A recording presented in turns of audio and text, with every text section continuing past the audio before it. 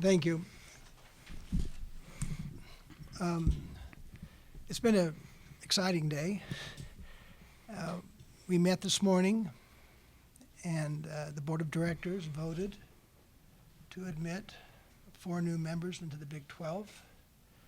We've had press events with each of those 4 institutions, and the common message I shared was that when we began this process, the Board of Directors were focused on strengthening the Big 12.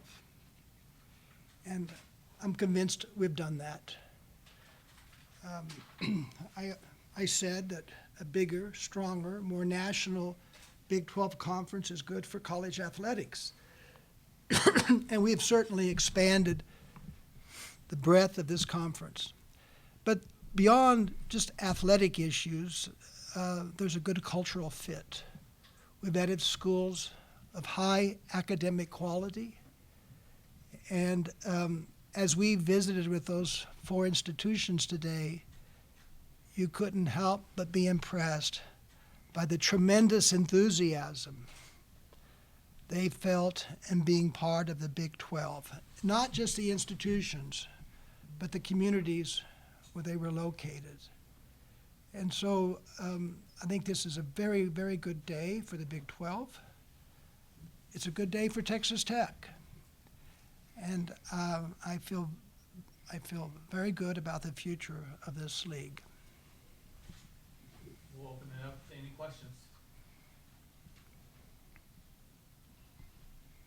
Kirby, just in terms of financial distribution with these new teams coming in, is this something where when they first come in they'll take a little bit less and then they'll work their way up, or will this be an even distribution kind of from day one? It will be a progression, and those are details that still will be finalized and worked through. But it's common that when you have new members come into the league, that there's a progression to full revenue member status, and this will be no different than that. And then obviously with them coming in, you talked about the years and when they're supposed to come in and where Texas and OU's contract runs out. Is the game plan right now to have 14 teams for those overlapping years? That is our plan, and we fully expect Texas and Oklahoma to continue to honor their verbal commitment to remain with the league through the 24-25 academic year.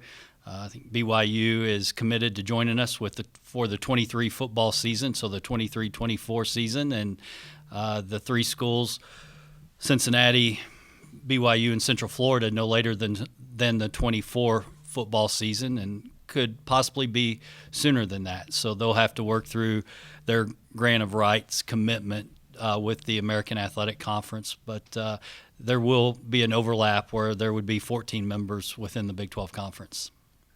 And it's more than anything, just can y'all elaborate why y'all went with the 4 schools y'all did?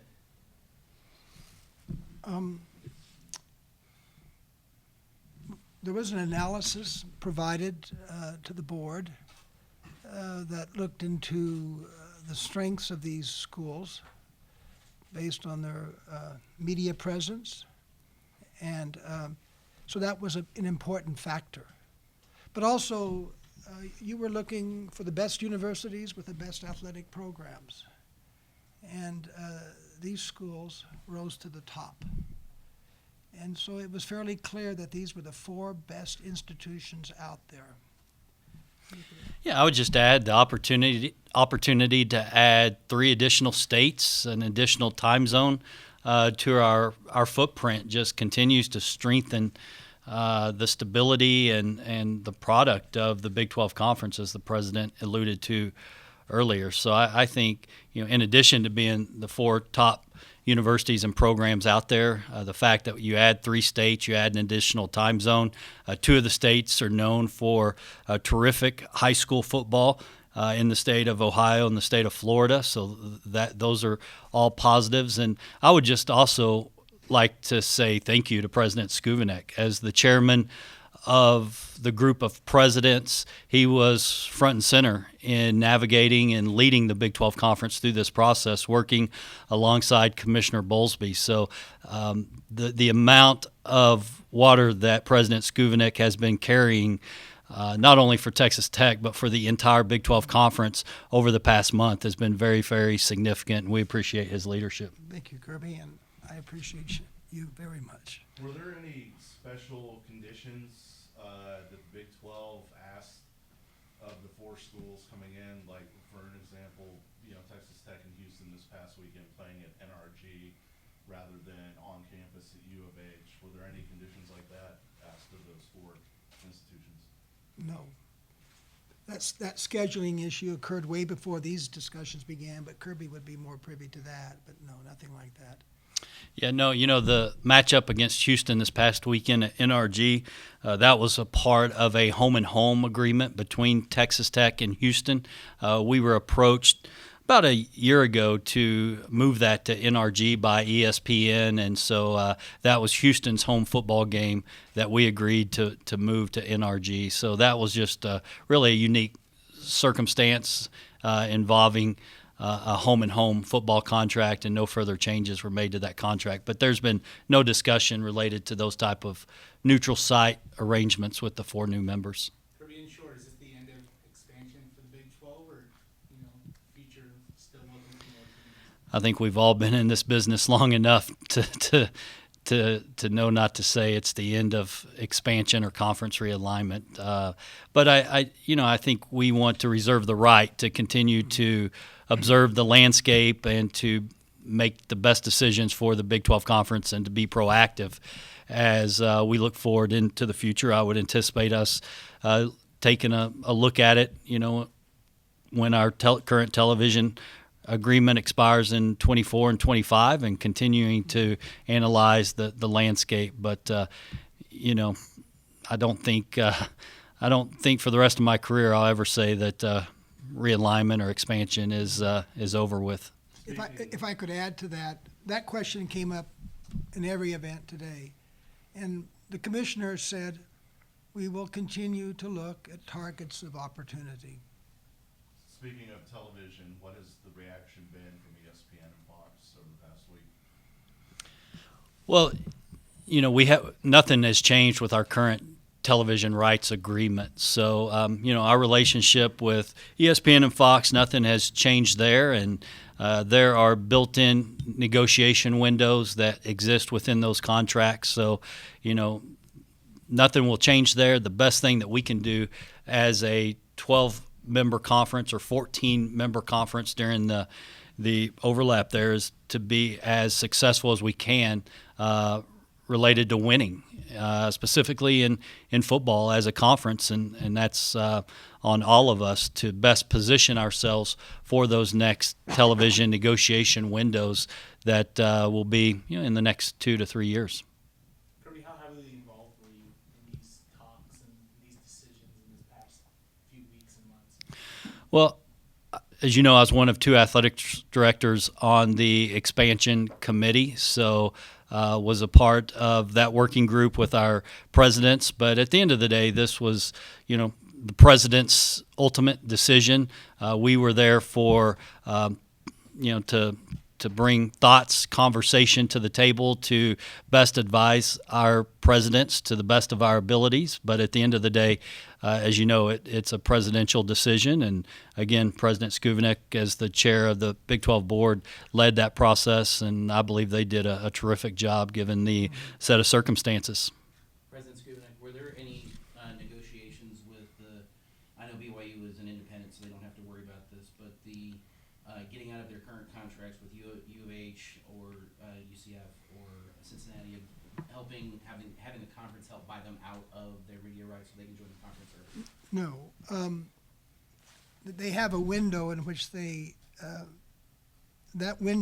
have to extricate themselves from their current arrangement with the AAC or the Western Athletic, does bear upon when they may start to play.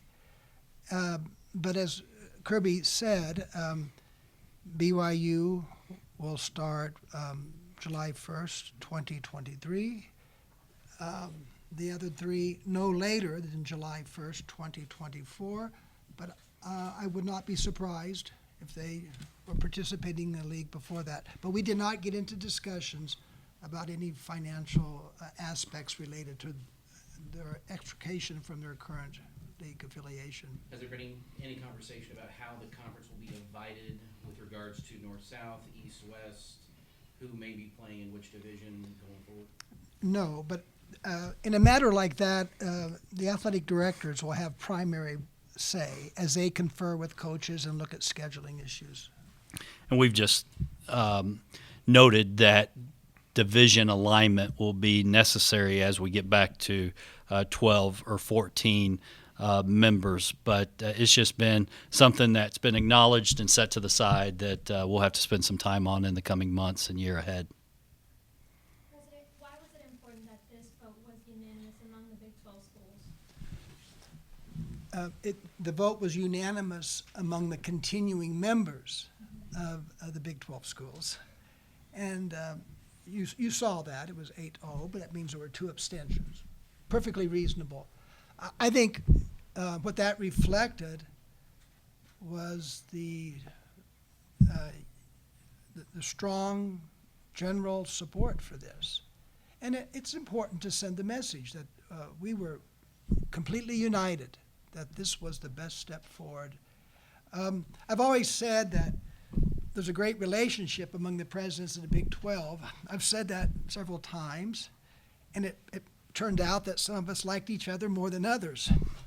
And but right now, I think our relationships have been solidified among those continuing members as we've dealt with this, and I'm sure the ADs share a similar sentiment. Absolutely. President Schovanec, you talked about it a little bit in your opening, but how important was it to get those media markets of Cincinnati, Orlando, Yeah. Houston into the Big 12? Yeah, Kirby's alluded to that. I mean, Florida is a rich source of fans, students, and student athletes. Ohio has a tremendously rich tradition in athletics, and Cincinnati does as well. Yeah, and I would just offer Houston's a market that we already own. You know, Harris County is so critically important to us, not only as a university, but athletics department. The high school talent that's in Houston, Texas, is significant. We saw last week at NRG so many young men on that football field for Texas Tech making plays that are from Houston, Texas. So, you know, I think it's 3 new markets that Texas Tech gets into, and a market that I'd say we already own and bring to the table. And BYU has a very broad national following of very, very devout fans. But also I think it's important to note that, for instance, the market of Texas Tech is not defined by the Lubbock area. Of course, we greatly value that, but our reach extends far beyond this region. Do you guys feel like the university is taking on a kind of lead role in the conference, looking ahead, kind of like Texas and Oklahoma have the last few years? Now Texas Tech's going to be in that spot. I would say it's very much a collaborative process.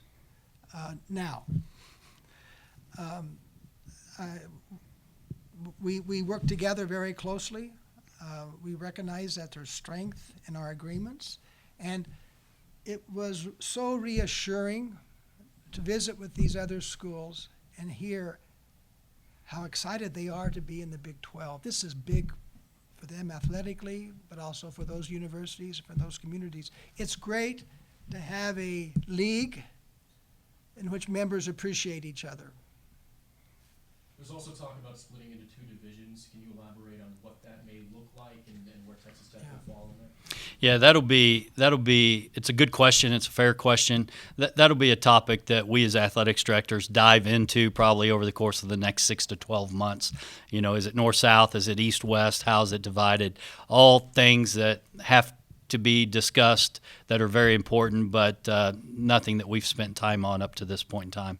Kirby, you talked about already kind of owning Houston as a place where you can go recruit. Is there ever that worry about, well, then if we add another Big 12 school right in that city, that would hurt those efforts at all? You know, I wouldn't say a worry. We're very confident as to the collegiate experience that we offer here at Texas Tech and in Lubbock, Texas. I don't think you'll find a better traditional collegiate experience at any school in the state of Texas than what we offer right here in Lubbock. I don't think there's any better experience that we offer that's offered from a college athletic standpoint than right here at Texas Tech. Today is a perfect example on the eve of our first college football game kicking off this coming season. The energy, the excitement that is around this program right now is positive. We have over 50,000 tickets out for tomorrow's game. The amount of traffic into our ticket office, both on foot and by phone today, in the last few days has been overwhelming. So we expect near capacity crowd tomorrow. If you don't have a ticket yet, this is the time to secure it tonight to get in the stadium. We're expecting over 13,000 students packed into Jones AT&T Stadium tomorrow. So you're not going to find this type of experience and energy on any college campus as we provide here at Texas Tech. But you raise a very important point, because some have reached out to me saying, why would you enable them to more effectively recruit? Well, we'll stand on our own merits, and you begin that recruitment process by winning. Saturday was a big win. And to the points Kirby raised, we offer different experiences, but the University of Houston will be an important partner with Texas Tech in matters that go beyond athletics. Are all four of these new schools going to be full members of the Big 12, or is there a football only with an option to go to these schools? They'll participate in all sports that they sponsor. And are they going to have to? Are any of those schools that you know going to have to add any programs to meet the minimum for the conference? Not to my knowledge. There's the NCAA requirement of sponsoring 16 programs, and obviously they meet all of that. So I don't think they'll be in a position where they need to add any sports as they enter the Big 12. What's the grant of rights situation among the 8 remaining and the 4 new members? Yeah. For us, it's unchanged, Don. It will expire after the 24-25 season. Yeah, not knowing what a future television agreement could look like or would look like, we nor any of the other 7 continuing members would be in a position to extend the grant of rights, not knowing what's beyond 24-25. And of course, not that the other 4 would want to leave next year, I assume, but did they sign that grant of rights that y'all have? Yeah, Yes, they would come in operating under the same grant of rights and the same bylaws that we currently operate underneath. We obviously probably fell under a couple of reasons that you guys already mentioned, but you could sum it up in a statement. Why is this the move, or the correct move, to keep the Big 12 as one of those Power 5 conferences?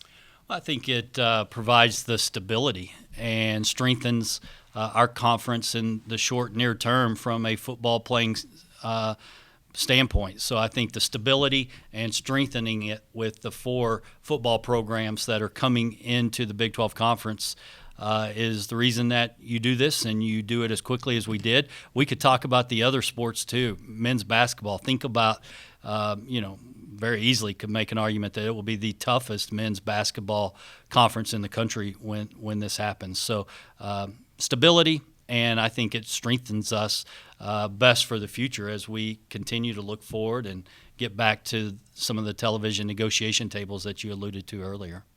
Have Oklahoma, this is for either one of y'all, Oklahoma or Texas, communicated their intent for what they want to do in terms of if they're going to stay throughout the agreement or leave early? They have publicly stated that they intend to play for 4 years. Maybe I should say I haven't heard President Harris say that, but if you recall when there was the Senate testimony given in Austin about a month ago, President Hartzell said we intend to play for 4 years. Any other questions? I also wanted to ask on a slightly different subject about the partnership that Texas Tech just announced with Kansas City Chiefs. Can you just elaborate on what that initial investment looks like and what you hope that will bring? Well, that actually began with Matt Dewey standing right there. After Patrick Mahomes spoke, I believe, at our virtual graduation ceremony a couple years ago, Matt began to pursue the opportunity to have a closer alliance with the Kansas City Chiefs. Maybe you saw on TV recently the Double T when they were playing. There's a whole range of aspects to this agreement. This summer, we already had students participating in an internship program with the Chiefs. We will have access to a full suite for one game where we can take a number of Texas Tech supporters there. There will be special on-field opportunities. That ribbon that goes around the stadium at certain times will light up in double T's. And I believe the first kickoff and the second half kickoff, one of those oval boards turns to red with a double T. It says something like "Kick off your career with Texas Tech." Is that not cool? And it was, I think it's a great opportunity for athletics, but also for Texas Tech in terms of recruiting students. I just can't imagine what some of our friends at University of Kansas or Kansas State will think when they see that. And then just one more, Kirby, just going into this, was numbers-wise, did you go into this saying we want 4 teams, or was it just how did that number come about? Yeah, it's a good question. You know, I think when we went into it, we were open-minded and wanted to do what we could to strengthen and stabilize the conference.